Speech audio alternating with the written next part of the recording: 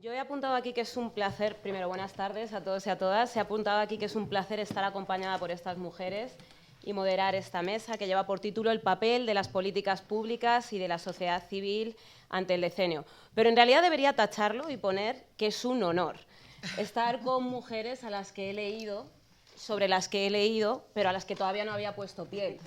Así que, por favor, gracias, inmortalizad este momento, porque estoy muy contenta. Son Shirley Campbell, poeta y activista afrocostarricense, y a quien hemos oído recitar lo que para muchos y muchas afrodescendientes, mira cómo inmortalizan, es un himno, rotundamente negra. Paula Moreno decía que ibas a estar aquí, así que sube, por favor. Está inmortalizando, lo tomó literal. Ella es presidenta de Manos Visibles. Antes ha planteado una serie de preguntas y seguro que sigue planteando esos interrogantes que nos dejan pensando. Epsi Campbell, parlamentaria afrocostarricense, a quien hemos escuchado, son 21 años de experiencia de liderazgo. Desde que estaba en la escuela. Desde que estaba en la escuela. Desde pre-kinder. Y siendo referente, no sé si esto lo sabías, pero en las dos orillas del Atlántico para muchas afrodescendientes y muchos afrodescendientes. Y Tamara da Silva, la que todavía no hemos escuchado, que precisamente por eso vamos a escuchar ahora, que es jefa de gabinete de la Secretaría Nacional de Promoción de la Igualdad Racial de Brasil. Así que, Tamara, seja bem-vinda. Pode começar. Primeiramente, boa tarde a todos e a todas. Quero dizer que é uma imensa satisfação estar hoje aqui num evento de tamanha grandeza. Desculpa não falar o espanhol, espero que vocês possam compreender. Falarei um pouco sobre a CEPIR, que é a Secretaria Especial de Promoção de Igualdades Raciais lá do Brasil, e as principais políticas que nós temos trabalhado com relação à década afrodescendente. A CEPIR, ela, então, é uma secretaria de política de promoção de igualdade racial, foi criada com o objetivo de enfrentar o racismo no Brasil, idealizada no âmbito do governo federal. Atualmente, nós temos como secretária à frente da CEPIR a doutora Luiz Linda Valois, desembargadora aposentada. Conquistas recentes da secretaria. A doutora Luiz Linda Valois, ela foi convidada recentemente a ingressar no Núcleo Acadêmico de Letras de Lisboa, tornando-se, assim, parte desta academia. E isso é muito importante para nós, porque é a primeira vez que nós temos no Brasil uma secretária negra que recebeu um convite de tamanha grandeza.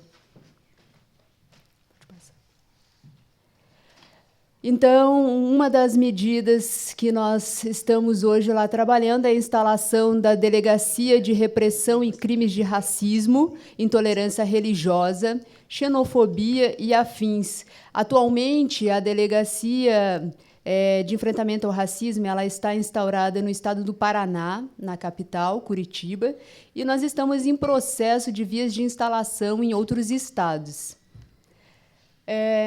Pode voltar um pouquinho. Também temos trabalhado e atuado com visitas nos presídios femininos do Distrito Federal, conhecido como Colmeia, onde atualmente nós temos um grande número de mulheres afrodescendentes.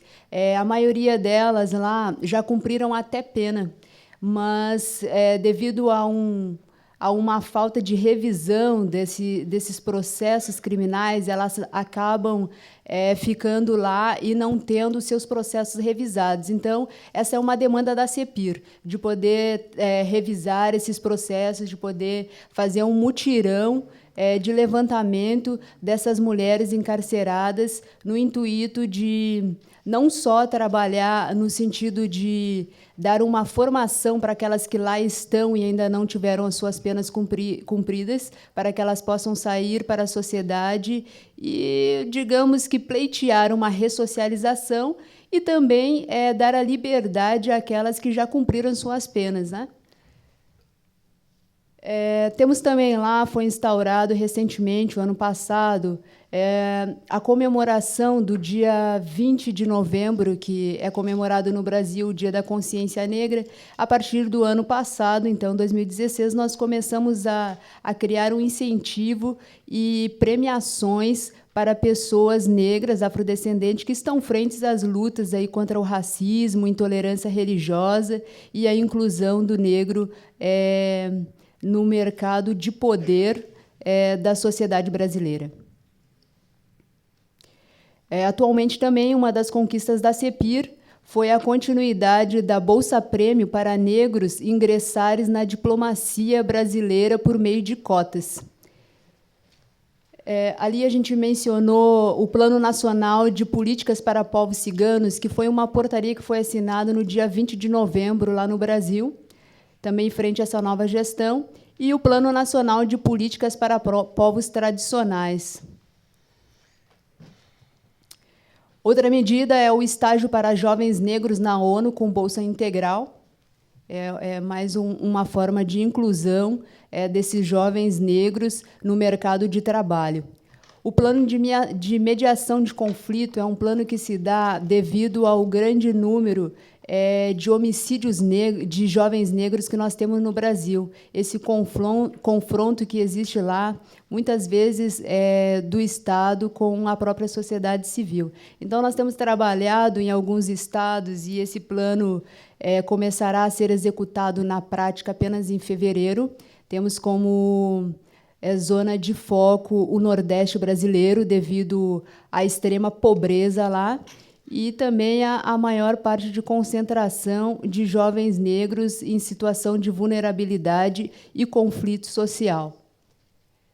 A visita nos quilombos ela se dá porque, no Brasil, nós temos uma grande quantidade de quilombos e nós temos visitado esses quilombos no intuito de ver a realidade deles e depois levar isso para a secretaria para que se possa criar medidas e políticas públicas que possam atuar de forma pontual e resolver os problemas dessa sociedade. Temos visto graves problemas no sentido de habitação, qualidade de vida, saúde, saneamento básico, vivem em situação de extrema pobreza e vulnerabilidade. Então, nesse sentido, a gente tem ido até os quilombos, ouvido as reivindicações das lideranças locais, e, com essas informações, a gente volta para a secretaria e trabalha no sentido de organizar e de planejar políticas públicas para essas comunidades. Hoje nós temos lá,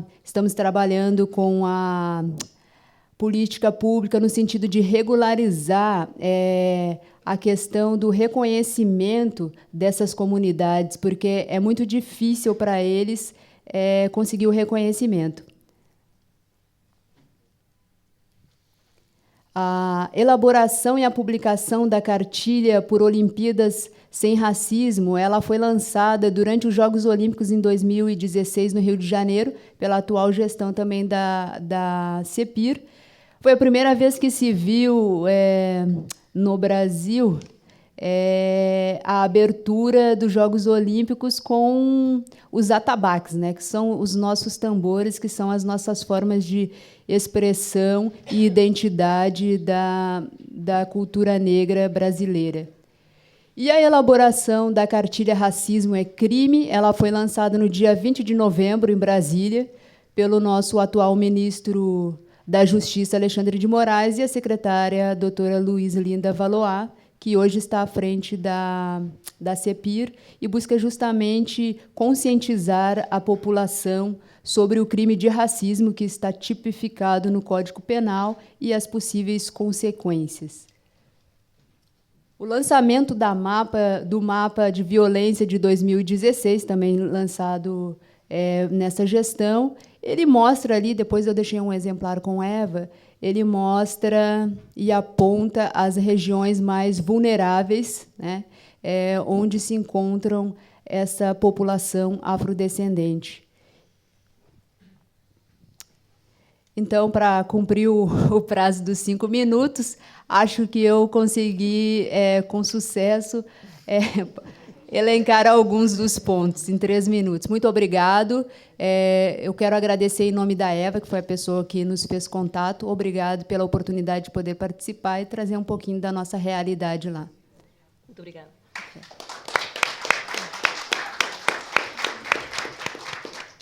Bueno, yo al igual que don Martín Rivero traía también varios documentos, muchas preguntas, no tan limpio, pero intentaré ser lo más sucinta posible porque creo que habrá mucha gente que quiera participar o hacer preguntas.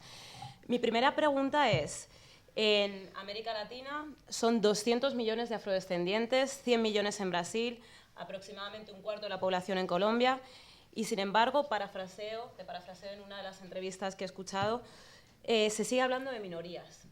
¿Por qué sí o por qué no utilizar ese término?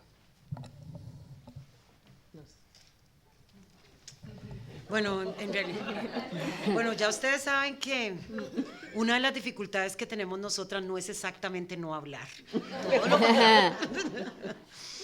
Pero bueno, quisiera decir dos asuntos. Ese es un tema sobre el que he escrito y he reflexionado.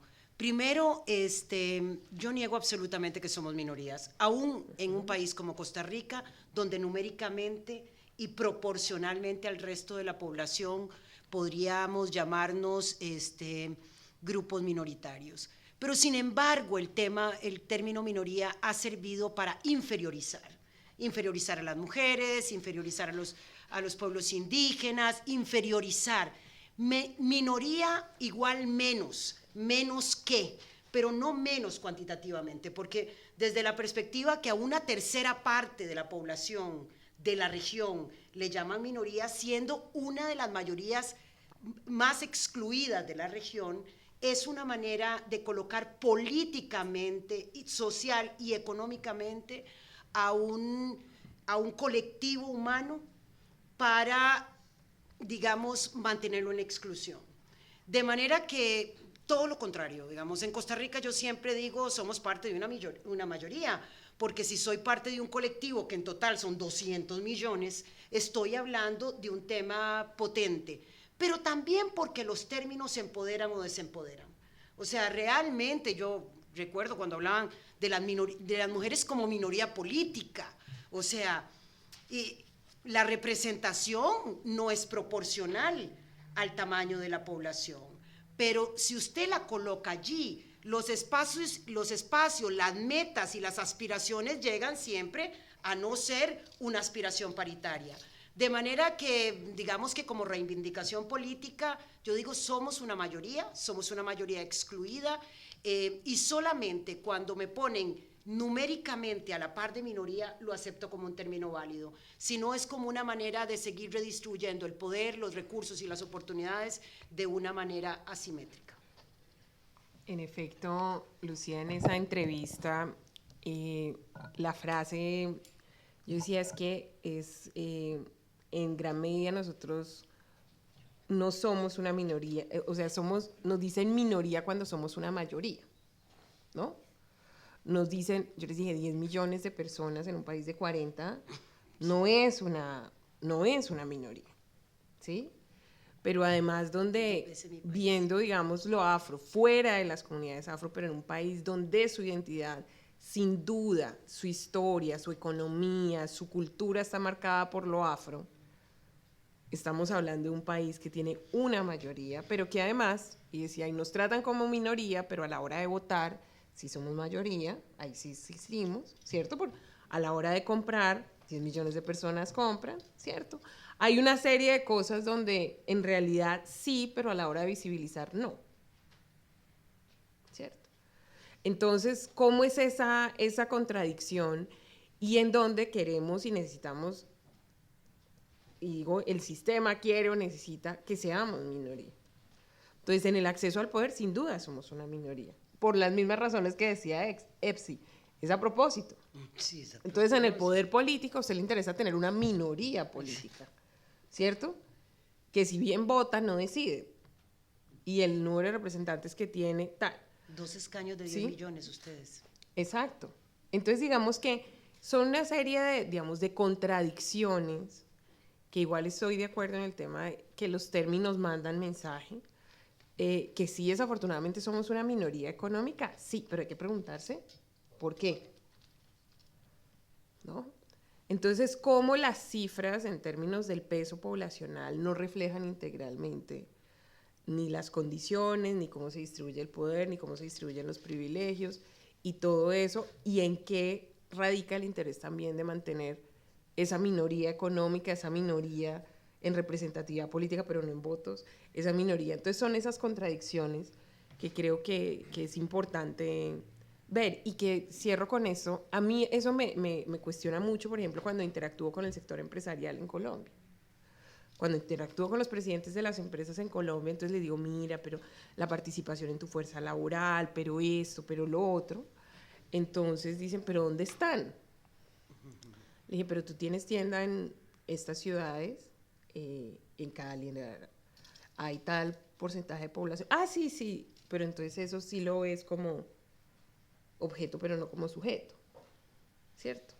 Entonces, creo que ahí hay un tema pues para profundizar, pero sin duda pues sí, no es una, sin duda no es, y ahí también, digamos, en el trabajo que hacemos en Manos Visibles, eso le reivindicamos a los líderes del Pacífico, es decir, es que, perdón, es que cuando usted está diciendo que su vida vale, usted le está diciendo a la gente, o sea, por ejemplo, cuando hay asesinatos, cuando hay temas críticos, que su vida vale como la de cualquier ciudadano, usted también tiene que empezar a penalizar a los políticos y a las personas que no lo consideran o que lo consideran de segunda clase. Entonces hay unos pueblos que me ha parecido interesantísimo, sobre todo en el Caribe, que dicen yo no voto. Son las elecciones presidenciales, dice, es que aquí nadie gobierna para mí, yo no voto, punto. Entonces, cuando una minoría también empieza a ejercer como mayoría, creo que una minoría que se considera minoría, pero que empieza a ejercer y a tocar y a decir, oye, no es tan poquito cuando tú hablas que estos son 500,000 votos o estos son 1,000,000 de votos. Entonces, también como en el ejercicio del poder tú reivindicas, no solo como el otro te define, sino como tú ejercitas tu poder, creo que es otro de los elementos, ¿no? ¿Alguna de las dos? No. Bueno, pues vuelvo al tema de los números. ¿Cómo ha sido la experiencia de elaborar un censo, ¿no? ¿Con qué problemas, con qué sorpresas os habéis encontrado? ¿Qué ha sucedido para que cada vez más haya un autorreconocimiento, más allá de los privilegios que se derivan de reconocerse como afrodescendiente? Me refiero a orgullo real, ¿no? Por ejemplo. Yo no tengo necesariamente la experiencia, sé de los que han trabajado en el tema de los censos. Sin embargo, volviendo al tema de los números, el tema de los números es tan importante porque al final de cuentas, y yo iba a referirme a los censos antes de la pregunta, ¿en qué sentido? Bueno, los censos nos permiten tener pruebas. Somos colectivos portadores de pruebas y las pruebas nos dan poder. Las pruebas nos dan poder, y cuando hablo de las pruebas relacionado con eso también hablo de la información. Una de mis banderas es la producción de conocimiento. La producción de conocimiento para contarnos y contar nuestra propia historia. Contarnos a nosotros mismos nuestra propia historia y contar nuestra propia historia. Los censos nos dan la oportunidad de saber cuántos somos, saber que no somos una minoría. Pero lo interesante de esto es, por ejemplo, en el caso por ejemplo, de Colombia, que no sé si los colombianos saben, ahora yo me entero porque estoy en la misión de Naciones Unidas para después del proceso de paz. Por ejemplo, no hay población, no hay ningún afrodescendiente en la misión de Naciones Unidas. Ahí somos minoría. Y no hay quienes, a pesar de que va a haber toda una parte de la misión, va a trabajar en las comunidades afrodescendientes. No hay población afrodescendiente, no hay ninguna persona afrodescendiente dentro de la misión de Naciones Unidas para trabajar con las comunidades afrodescendientes. Entonces ahí es donde volvemos al tema de las minorías. O sea, somos minorías, para algunas cosas somos minorías, pero para otras cosas O sea, para algunas cosas somos minorías, tenemos que reconocer que somos minoría y tenemos que luchar por dejar de ser minoría. Pero es una realidad que somos minoría. Nos han minorizado a partir de la definición de minoría. A partir de la definición de que somos minoría, entonces, porque eso pasa a lo largo de América Latina, por ejemplo, en Naciones Unidas, del cual tengo conocimiento, que los afro-latinoamericanos no estamos presentes institucionalmente a nivel de Naciones Unidas, no de la forma como deberíamos de estar presentes. Se ejercen políticas y se ejercen proyectos y nosotros no estamos ahí, a pesar de que somos la población vulnerabilizada con la cual se pretende trabajar. Tal vez un tema relacionado con los censos. ¿Qué enfrentamos con los censos? Primero, los institutos nacionales de estadística, por lo menos en la primera parte en la última ronda de censos, escépticos, totalmente escépticos, pero con el compromiso de que deben de hacerlo. Sí tenemos que hacerlo con esta perspectiva. Si ustedes quieren que los contemos, los vamos a contar a ustedes nada más. En lugar de tener una perspectiva de multiculturalidad. Nosotros tenemos dos enfoques. El enfoque de preguntar, ¿se siente usted afrodescendiente, sí o no? Perspectiva de minoría. Contar a los raros de la película, aquellos que tienen una identidad cultural, me decían a mí en Costa Rica, es que ustedes sí tienen una cultura particular y ustedes no tienen ninguna, preguntaba yo.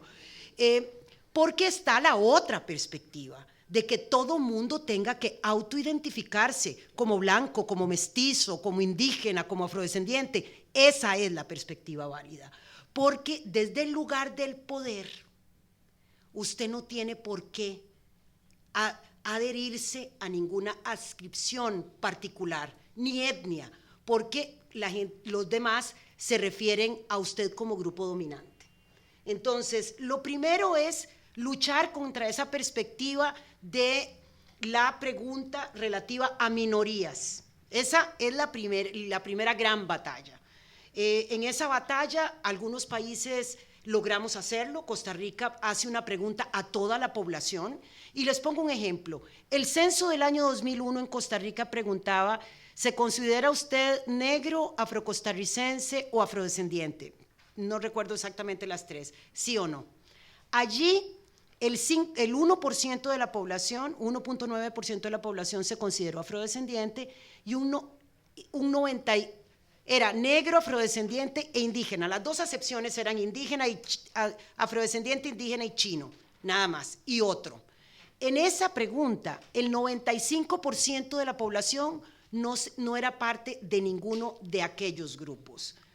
Mientras que cuando cambiamos la perspectiva de la pregunta en el año 2011, en el censo del año 2011, e incorporamos la categoría blanco mestizo, el 95% de la población encontró algún grupo con el cual identificarse. Pero aquí lo importante es que la población afrodescendiente pasó de menos del 2% al 8%.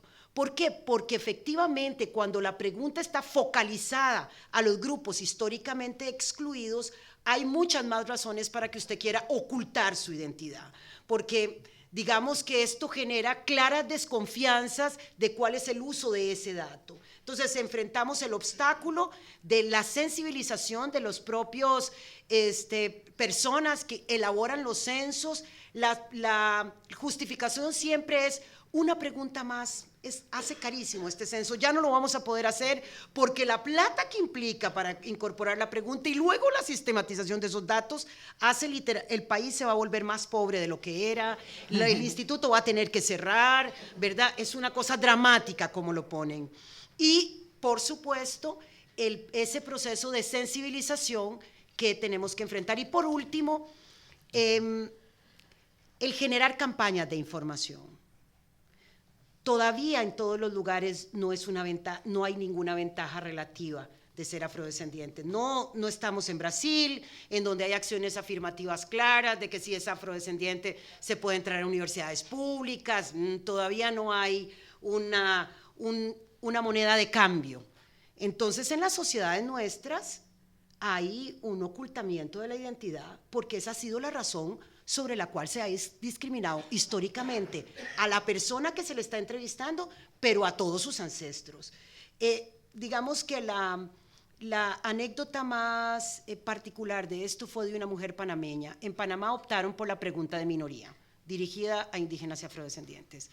Y entonces una señora de 70 años, hicimos un acompañamiento a ese censo, como 72 años, decía que, ¿qué contestó? Le preguntamos posteriormente, ante la pregunta, dice, yo no dije que era afrodescendiente, ni afrocaribeña, ni afrocolonial, ni nada así. Yo, ¿pero por qué? Una señora de Colón, digamos, evidentemente afrocaribeña, dice, yo me acuerdo que en los años 40 mi mamá nos había contado que estaban buscando dónde estaban los afrocaribeños para devolverlos a las islas. O sea, la lógica de ella es que eso es para tenernos claramente identificados y cualquier cosa puede pasar. Una señora grande en donde, pero si la pregunta ella misma hubiera observado qué hay para blancos, para mestizos, para chinos, para indígenas, le hubiera generado confianza de saber que no andaban tras los negros y negras panameñas.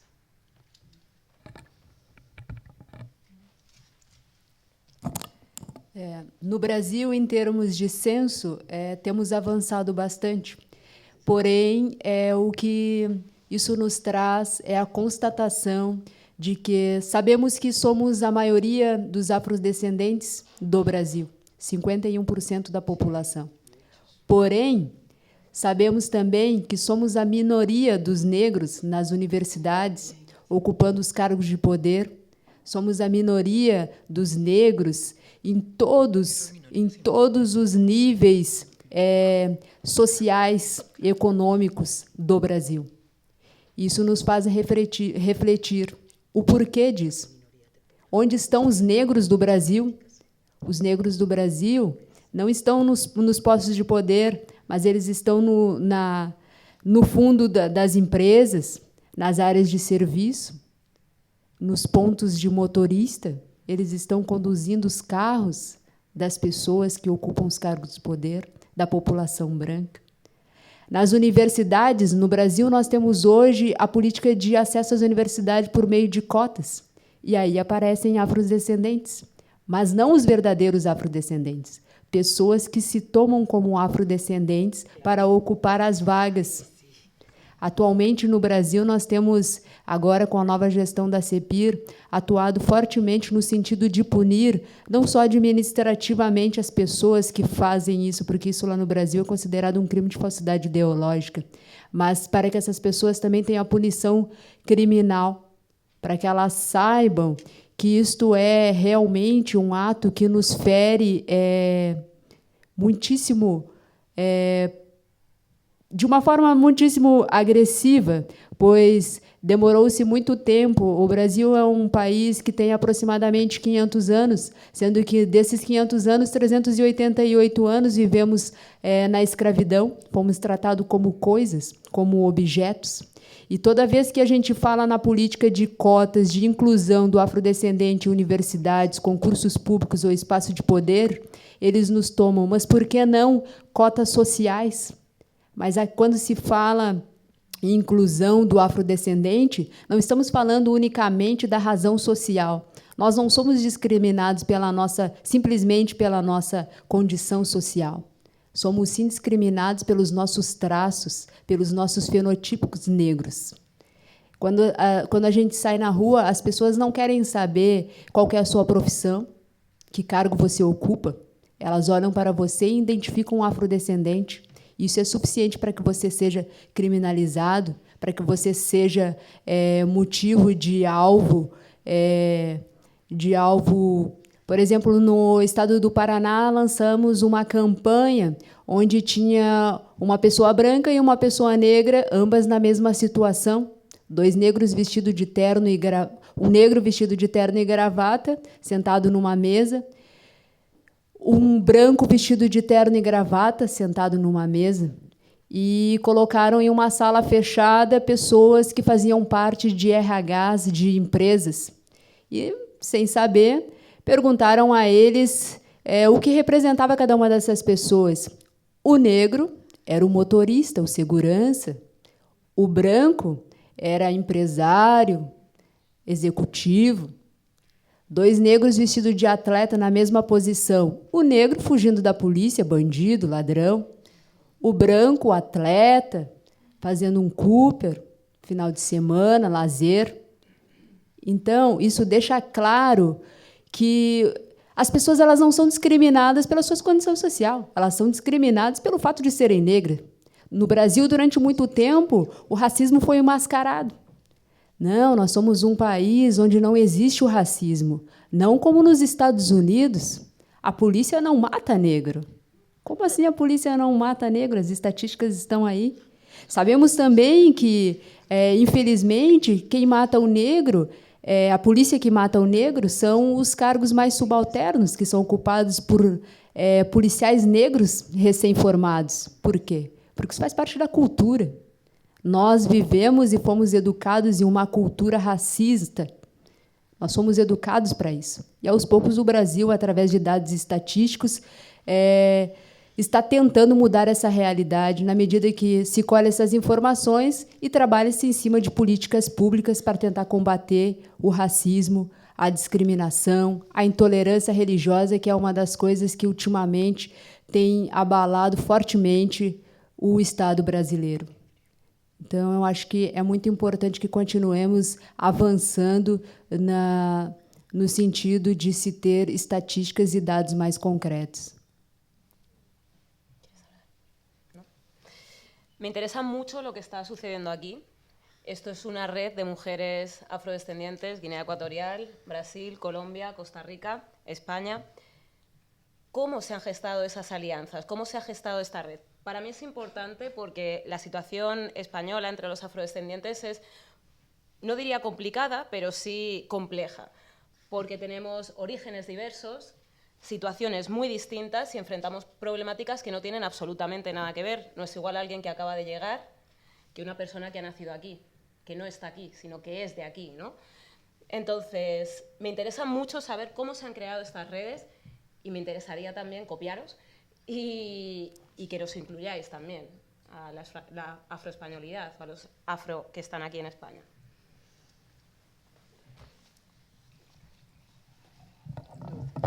Pues mira, yo creo que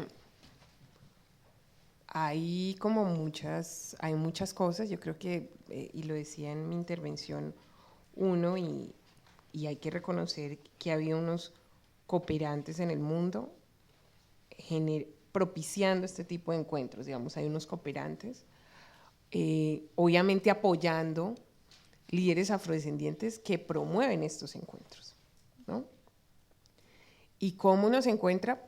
Es que este mundo es muy grande, pero es muy chiquito cuando uno está dando estas luchas. Uno como que se encuentra, hoy le decía a Epsi, nosotros nos hemos visto, no sé, en 20 lugares en el mundo, ¿no? Es como una cosa que uno se encuentra por un lado o por el otro, porque no son muchas las personas también que tienen la posibilidad de ir a otros países, de hablar otros idiomas, de poder además recibir, porque muchas de nosotras pues recibimos la beca en tal sitio, o sea, tenemos como las credenciales para entrar a muchos clubes, pero somos la excepción, digamos, en la regla. Yo a Susana la conocí cuando éramos becarias en Yale del programa de líderes globales de la Universidad de Yale en Estados Unidos. Susana era mi vecina, ¿cierto? Entonces yo salí por la mañana y dije, ¿y tú? ¿Y hablas español? Y bueno, ¿y esto? ¿No? ¿Y qué haces? Y, ¿cierto? Y así con diferentes, creo que hay gente que ha trabajado para propiciar esos espacios, o sea, yo la primera vez, y con esto cierro para no extenderme, pero la primera vez que sentí como esta fuerza de lo transnacional afro, yo recuerdo que estaba terminando mi maestría en Inglaterra, en Cambridge, en desarrollo, y había leído a Arturo Escobar, un gran profesor de la Universidad de Carolina, y él hablaba de estos movimientos negros, hablaba de esto, entonces yo busqué en internet y me encontré un congreso en Río de Janeiro de la Asociación Mundial de Diáspora Africana.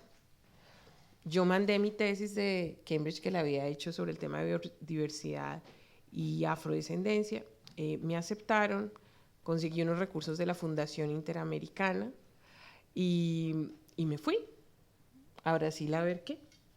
Cuando llegué a Brasil habían 3.000 negros de todo el mundo, académicos, con 500 conferencias sobre diferentes temas, Chica da Silva abriendo y contando su experiencia de lo que significaba haber generado rupturas como actriz, Julio Tavares, que es uno de los grandes académicos brasileños, y me encuentro yo con jamaiquinos, brasileños, puertorriqueños, este mundo. Y entonces yo digo, oiga, yo hago parte de algo más grande, pero además esto más grande me hace sentir diferente a cómo me siento en Colombia, a veces como si fuera la única y en realidad no, y quiero aprender de todos ellos, porque en realidad yo hasta ese momento no.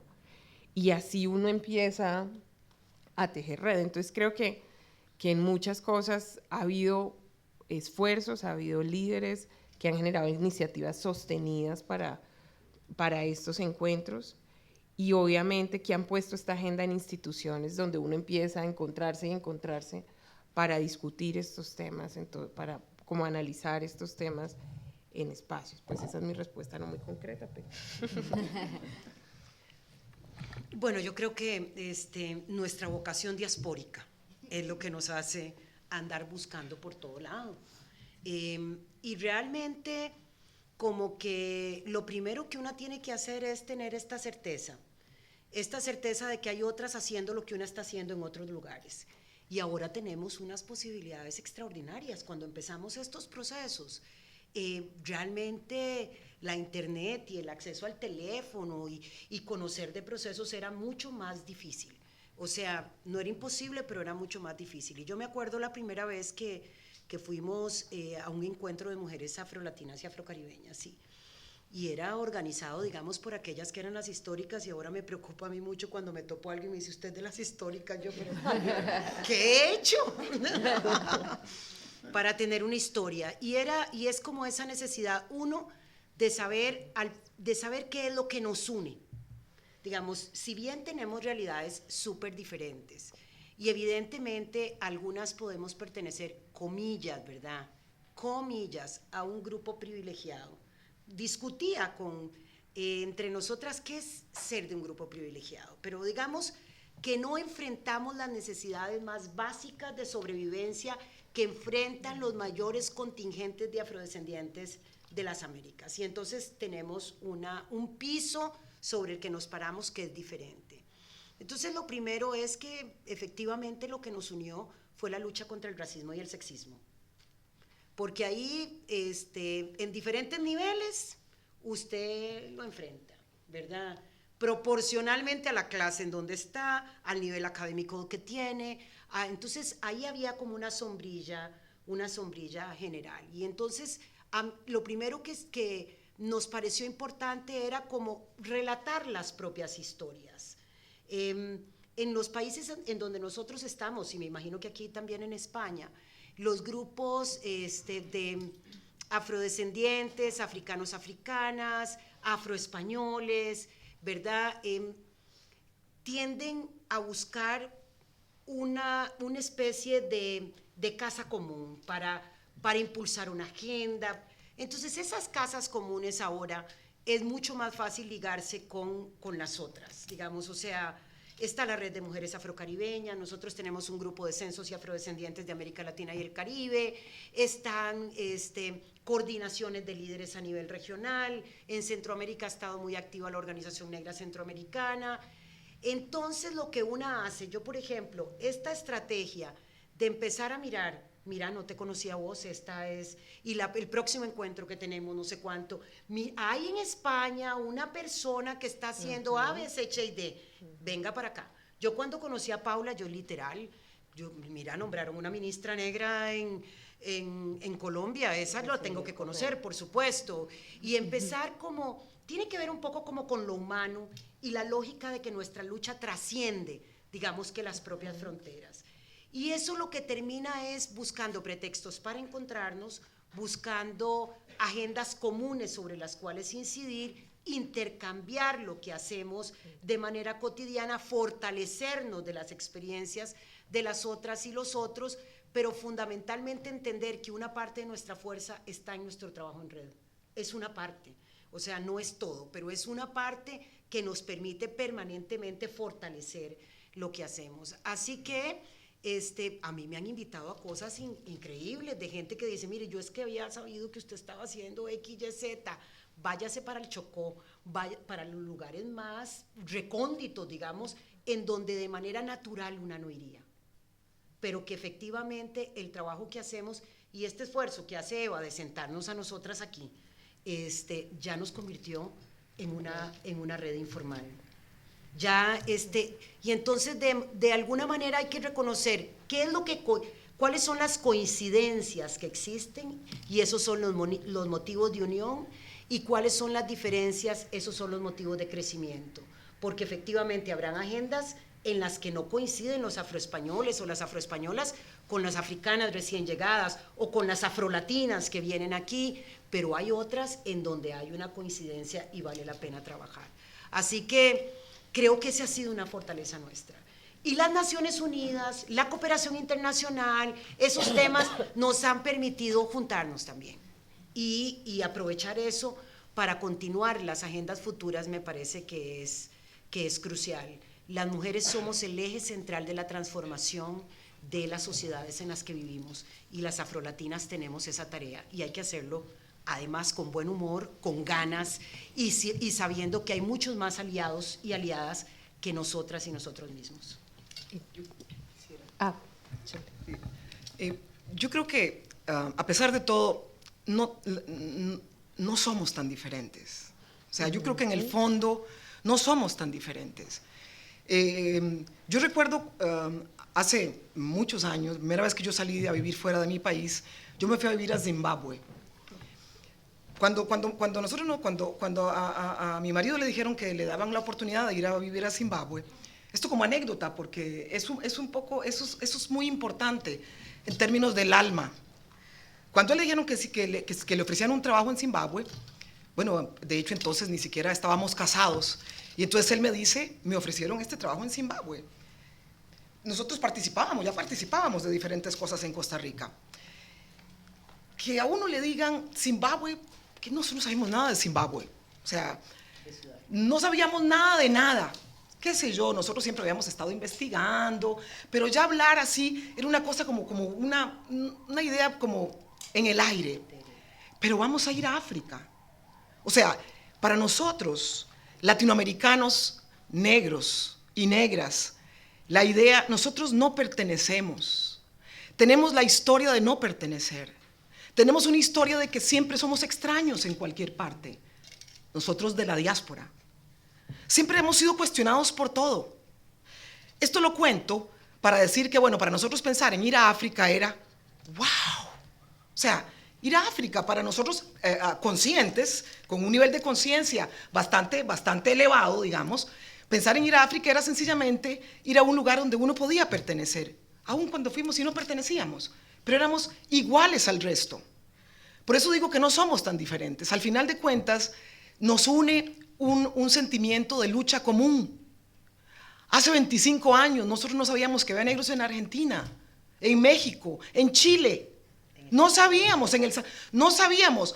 ¿Por qué? Bueno, no existía este montón de comunicación. No sabíamos.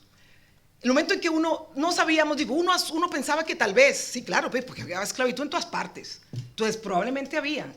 Sin embargo, a lo que voy con esto es que las redes se fueron creando a partir de una lucha común. A partir de que sí somos diferentes, pero no somos tanto. Somos diferentes que los negros en los Estados Unidos, por ejemplo, pero no somos tanto. Tenemos una historia muy parecida. Una historia de lucha, una historia en que hemos estado independientemente luchando a partir de luchas más o menos comunes. Y entonces el encontrarnos nos hace más fuertes.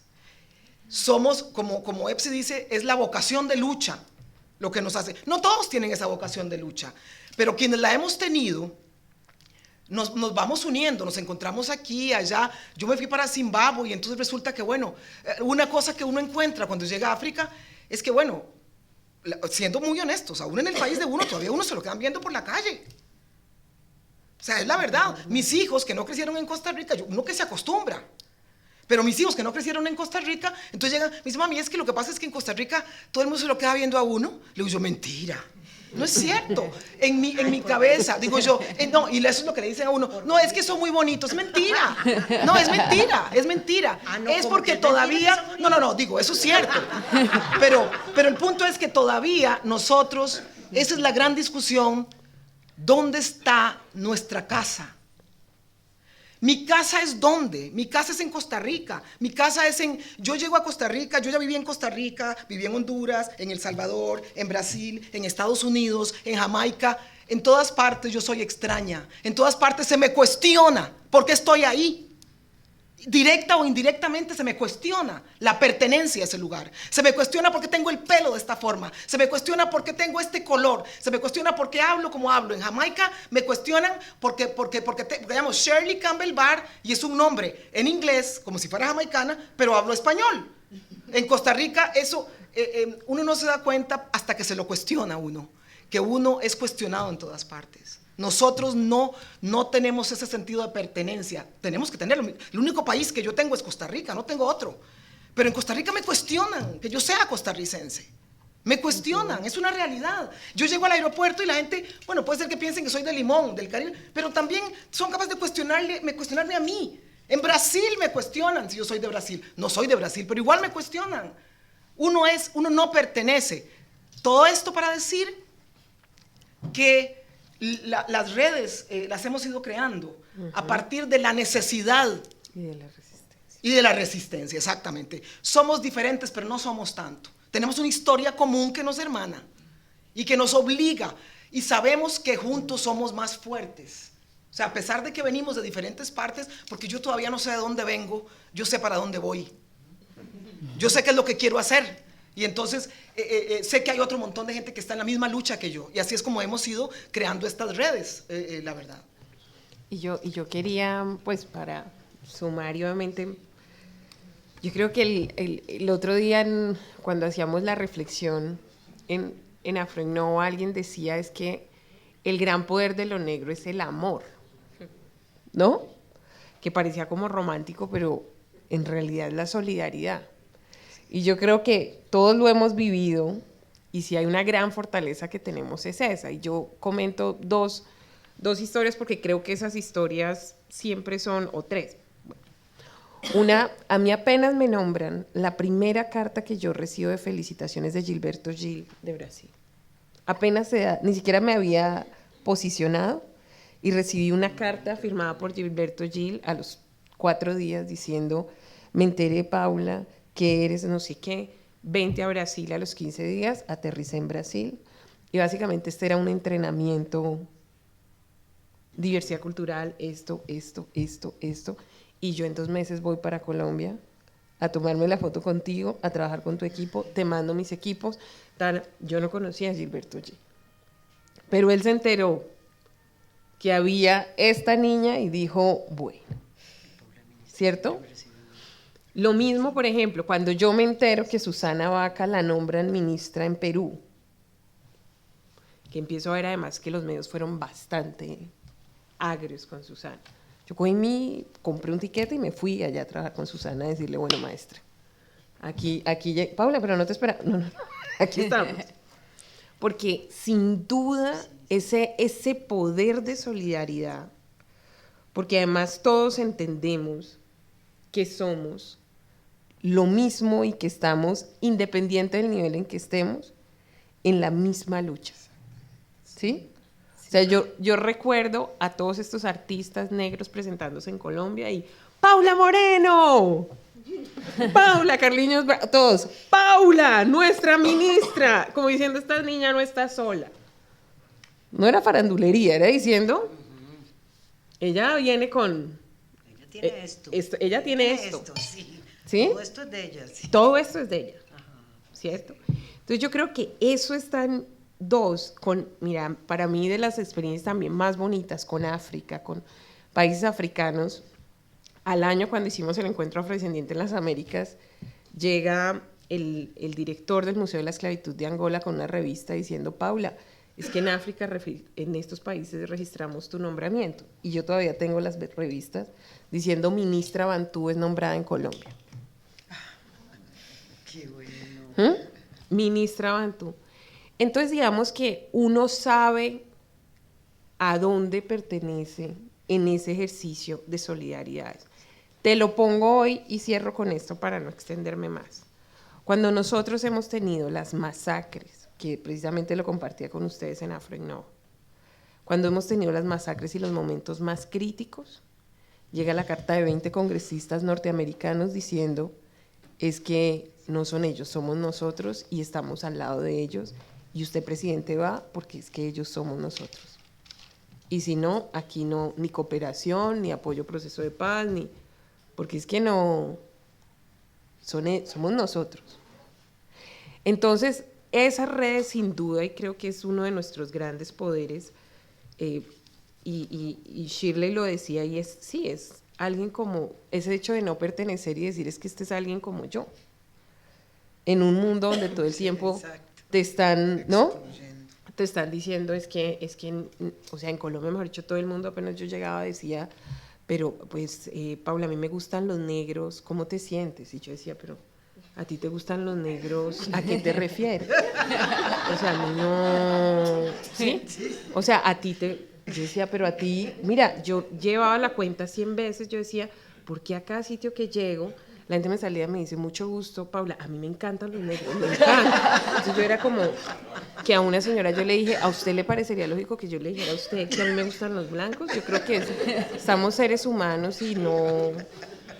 ¿Qué hay en tu inconsciente que hace que a ti que tú tengas que hacerme ese comentario para hacerme sentir supuestamente mejor y que soy bienvenida? ¿Sí? Entonces, digamos que son esas cosas que, bueno, ya no digo más. La verdad es que estaba muy interesante. ¿Cómo vamos, Eva? Doy paso ya a las preguntas de... Que tenemos que cerrar más que nada porque ya ha sido un gesto de generosidad, de solidaridad de Casa América por el tema de seguridad que hay que cerrar. Entonces, lo único que esperar para alguna pregunta. ¿Alguna pregunta? Si no venimos el año entrante. Pero en primavera, por favor. Hay una pregunta. ¿Tú quieres hacer una pregunta? Qué nervios. Nada, que quería preguntar, ya que viendo cómo está la mesa, da gusto verlo, tanta representación, ¿sabes? Tantos referentes juntos. Nada, que ¿qué podemos hacer para unir a más juventudes? Porque noto que el movimiento se está expandiendo mucho, pero esto es ahora en España. ¿Cómo puedo ir yo y decir a alguien de Latinoamérica, juntémonos? ¿Cómo puedo ir yo a alguien de África y decirle también, juntémonos? ¿Tenéis alguna idea de cómo podemos fomentar más la unión entre... Mira, te muestro un caso, perdónme. Las redes sociales están generando una cosa impresionante. O sea, hay una niña que incluso hace parte de Afroinnova, que es muy joven, que es de Nigeria. Nigeriana, que tiene una cosa que se llama el African Salon. Yo cuando conocí el African Salon, que es como una feria africana y se toma espacios, ellos básicamente ponen incluso containers o cámaras en sitios y empiezan a generar interacciones con jóvenes descendientes africanos en diferentes partes del mundo a través de Skype y cosas, para decir cuál es tu experiencia, esta es mi experiencia, qué artista está sonando, qué una cantidad, o sea, digamos, a través de las redes hay un universo donde la gente además se está acercando e incluso empieza a mostrar la realidad en sus sitios, digamos, empieza a caminar desde Sao Paulo y está ella en Nigeria o está ella en Boston o está en tal sitio y a decir cuál es tu experiencia, cuál es mi experiencia. La gente está generando unos intercambios y yo creo que las redes sociales sin duda ayudan mucho porque además puedes escribir directamente y decir, oye, a mí me interesa lo que estás haciendo y todo. Esa es una, pues. También otra pregunta, ¿cómo ves la situación de los afrodescendientes de aquí a 15, 20 años? Uy. Eso da para mucho, ¿no? Eso da, mira, yo creo que el remesón que hay ahorita va a servir mucho. Yo creo que este momento va a servir mucho. Yo creo que va a haber digamos, porque ya incluso muchos afrodescendientes, lo que yo he encontrado, y no sé, aquí yo les pregunto a ustedes cómo lo ven, pero incluso con algunas de las cosas que han pasado en Estados Unidos recientemente, muchos afrodescendientes que decían, este no es mi tema, ¿sí? En poder, digamos, con posiciones de poder, dicen, bueno, bueno, yo no soy militante social, no soy activista, no soy esto. Pero pensando en mis hijos. Pero, Sí. digamos que yo siento que la gente va a haber una reacción, digamos, mayor, aspiraría. Y eso va a incidir. Yo esperaría que en 10 o 15 años la situación va a ser mucho mejor, no me cabe la menor duda. Primero porque creo que cada vez hay más personas tomando la tarea propia. Segundo porque estoy totalmente convencida que vamos generando cada vez más aliados y más aliadas. Los otros que por humanos y humanas se juntan a las luchas de la justicia y la igualdad. Tercero, porque yo pienso que a pesar de que la humanidad tiene avances y retrocesos, hay algunos que son tan contundentes en los avances que necesariamente vamos a estar en una mejor condición. Cuarto, porque creo que las agendas globales nos permiten ahora sí visibilizar. Y quinto, porque además creo que hemos ido cambiando en una cosa que se llama como en una estética afro, que es como la construcción de nuevas fotos, de nuevas realidades, de un mundo en donde estamos porque estamos. Y entonces eso también va moviendo una serie de energías que nos permiten ir posicionándonos en aquel otro mundo que sí es posible. Y es el mundo posible de las criaturas de la promesa de mi hermana, que ella tiene una poesía que yo siempre leo. Ahora no leí porque es que ella está aquí, entonces me dio como pena. Pero siempre leo poesías de mi hermana y la ando promocionando. Ella no me agradece, pero una parte del trabajo de promoción de su imagen se debe a que yo en todo lado ando como diciéndole y promocionando sus poesías que son extraordinarias. Pero la promesa es ese esfuerzo colectivo que hacemos para que los niños y las niñas negras tengan la certeza de un mundo donde tienen un espacio real, de un mundo en donde no tienen que justificarse, en donde su espacio está en todos los lugares, pero está también en el lugar en donde nacieron, en donde no tiene que preguntarse si es o no es de aquí, porque yo la verdad es que hace tiempo no explico de dónde soy, porque tengo la certeza de ser una ciudadana de todo el mundo. Entonces, sí me parece que yo cuando miro en 15 años, me parece que vamos a tener una sociedad donde vamos a mirar muchas de las cosas que estamos viendo hoy como obstáculo, como temas superados. Pero para eso necesitamos bastantes más activistas, bastante más gente comprometida, bastantes más alianzas para recorrer ese camino y sentirnos satisfechos y satisfechas mirando atrás que tenemos una generación mucho mejor que la generación que recibimos. Y sabes también que solo un punto de lo... Y yo creo que aquí están pasando, o sea, cuando yo conocí a Susana y conocí a Lucía, empecé a interesarme por lo que estaba pasando acá. Y, por ejemplo, muchas de las líderes, de la red de líderes que tenemos en Manos Visibles, de estas 1.200 muchachitas, la mayoría, están mirando Afroféminas. ¿Cierto? Están mirando Afroféminas y siguiendo a Afroféminas en Facebook y diciendo, Paula, ¿cuándo las traes para que nos cuenten cómo generaron, hablando de nuevas estéticas, que es una plataforma muy interesante de mujeres negras, en su mayoría jóvenes, con una visión reivindicando el afro, reivindicando, mis sobrinas viven mirando eso. Es decir, esto es en doble, porque hay que valorar también lo que está pasando acá, ¿no? Con Radio Melanina, con Afroféminas, con toda esta serie de procesos que también nosotros los estamos mirando. Simplemente quería...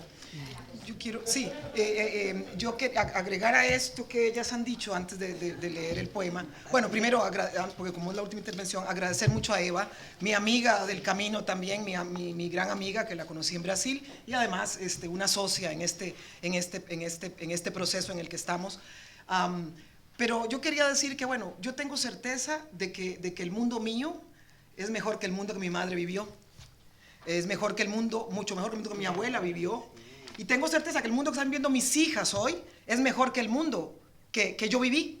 Entonces, yo pienso que es un mundo que se abre de oportunidades. Y tengo certeza que la década nos va a ayudar y tenemos que, es un desafío también. Esto es el gran desafío nuestro, es tomar cuenta de esta década para nosotros, realmente. Y bueno, es el desafío para las más jóvenes también, ¿verdad? Yo creo que vienen mejores tiempos para nosotros. No hay cómo, no hay marcha atrás. No hay marcha atrás. Vienen mejores tiempos, definitivamente, pero la lucha continúa. ¿Ah? Pero una cosa, ¿está cambiando el mundo o estamos cambiando nosotros? Bueno, pero yo creo que son las dos cosas. O sea, nosotros estamos cambiando el mundo. Vale, tenemos que cortar. Okay. Sí. Bueno, yo voy a leer este poema que no es el que Epsi dijo, pero es un poema que no sé. Pero bueno, en fin. Y cerramos. Este poema yo se lo dedico a mi hija, que hoy tiene 9 años. Y se llama El cabello de Iyari. Y que es un poco acerca de ese mundo que viene. Te miro, y tu rostro pequeño tiene un marco de cabello crespo que combina maravillosamente con tu sonrisa. Ayer lo tenías trenzado en 6 líneas rectas que terminaban juntándose en sus puntas al final de tu nuca. Ese pelo tuyo combina con tus dulces ojos sonrientes cuando cintas de colores son entretejidas en medio de tus trenzas, resultando en hermosos cabellos coloridos. A veces, cuando son muchas, tus trenzas parecen danzar al son de tus saltos y tus carcajadas. Es una danza que solo tu perfecto cabello es capaz de crear. Otras veces, adornado con cuentas de colores, se asemeja a una ancestral danza que se mueve con juegos, impulsos, vueltas y piruetas que cuentan historias al compás de tus correrías. Los colores amarrados a tu hermoso cabello me recuerdan carnavales y comparsas, ritos y leyendas, sincretismos y abuelas. Me hacen recordar historias y religiones de muchos pueblos como el mío. Cuando está suelto, me parece una densa selva llena de palmas o un frondoso baobab milenario que, asido seguro a la tierra, sostiene su copa tupida de ramas que apunta al cielo y no le tiene miedo al sol. Imagino entonces un par de manos negras bajo ese árbol que es sabio, batiendo tambores que anuncian buenas nuevas para todas las niñas que, como tú, cargan con orgullo ese cabello crespo extraordinario. Yo voy a enseñarte, hija mía, así como un día aprendí de mi madre y ella de su abuela y su abuela de otra madre, a construir caminos y perfectas veredas en tu cabeza. Te voy a enseñar, hija de mis entrañas, a diseñar obras de arte, a delinear imágenes, a tejer un mundo brillante y lleno de colores en las trenzas de tu cabeza. Y un día, cuando aprendas a peinar tu propio cabello y los cabellos de tus hijas, vamos a construir un nuevo mapa. Construiremos un mundo nuevo en tu cabeza que les permita a todas las niñas negras como tú llevar con orgullo la hermosura de nuestros cabellos. Te prometo hoy, mi pequeña, que tus peinados y los peinados de tus hijas asombrarán al mundo y tu figura monumental no tendrá entonces que usar más disfraces para brillar.